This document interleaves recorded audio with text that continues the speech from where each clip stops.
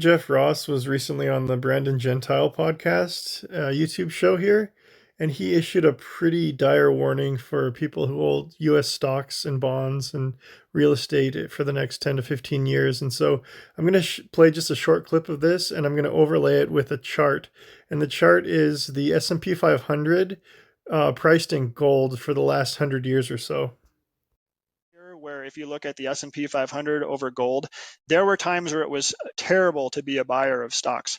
If you bought stocks in 1929, you really regretted it. If you bought US, and it took till I think 1955 till it got back to those like all-time 25 high years or levels. whatever. Yeah. If you bought stocks in 1968, the US stocks, you got decimated for the next 15 years or so.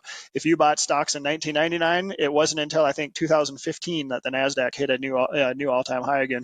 There are times where it's really stupid to buy stocks, and I actually think we're at that point right now. In fact, I already think we hit that point back at the end of 2021, where in real terms, the NASDAQ and S&P 500 are not going to do very well for the next 10 to 15 years. I think that bonds are not going to do very well for probably the next 30 years. I don't think it's probably ever a good time to loan money to the government unless you do it as a shorter term trade.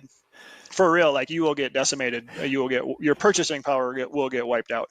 And real estate, as we talked about, I think is at unsustainable levels. And similar to the 70s, I would encourage people think about global hard assets, Bitcoin and gold being the number 1 and 2 primarily.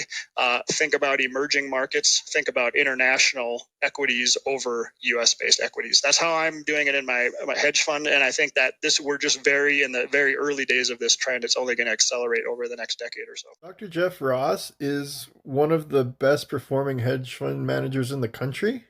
Number 1, according to Barclays Hedge Database for 2024. He used to be a radiologist, and I've been following him for years. He's only on Nostr now. This is his Nostr account, but he used to be on Twitter and was just crushing it on Twitter, but he decided to delete it and go over to Nostr only. So if you want to follow Dr. Jeff, I would suggest downloading the Primal app. So just look for Primal Nostr, type in Primal Nostr in your Play Store or your iOS store, and you can download this wallet. If you want to follow Dr. Jeff or people like Odell who are only on Nostr, I would suggest downloading and installing Primal. Definitely would recommend following Dr. Jeff. You can follow Jack Mahlers. You can follow Odell.